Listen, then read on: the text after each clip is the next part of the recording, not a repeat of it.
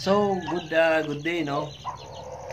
Bumili ako ngayon ng ito, Coamoxiclav, antibiotic ito para sa prevention is better than cure. So, hinanda ko ito kasi ulan-ulan na ngayon para dito sa mga alaga kong mga sisi, oh.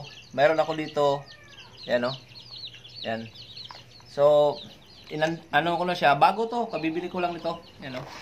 Ngayon, kasi nga medyo nagulan na yan, oh. Bagong bukas, oh, bago yan. Ano to, 1,000 plus ito. So, ito meron akong measurement cup dito. So, bagong bukas, oh. Oh, yan, oh. See? Bagong bukas. So, ito yung ang gagawin natin. Ito yung ipapainom natin kasi nga yung iba parang may nag-ipot ng, meron ako nakita na may salmonella, yung may ipot na dugo, may kasamang dugo yung ipot.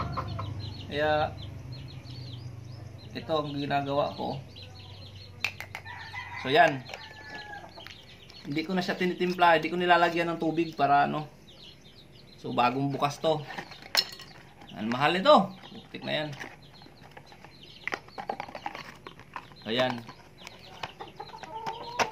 Ngayon, lagyan ko ng tubig.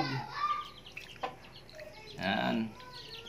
So, ito yung ipainom natin sa ating manok.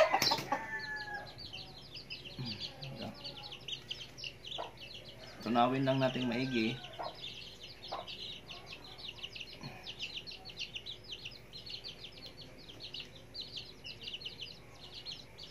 Ayun, ito na yung papainom natin. Masisiyo natin, yan.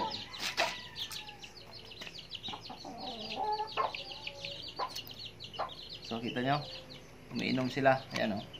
Yan. Diba? Ganado silang uminom. So, yan.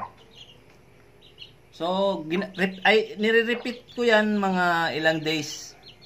So, ngayon, ito yung una, tapos sa susunod na, siguro next week na siguro yung kasunod dito.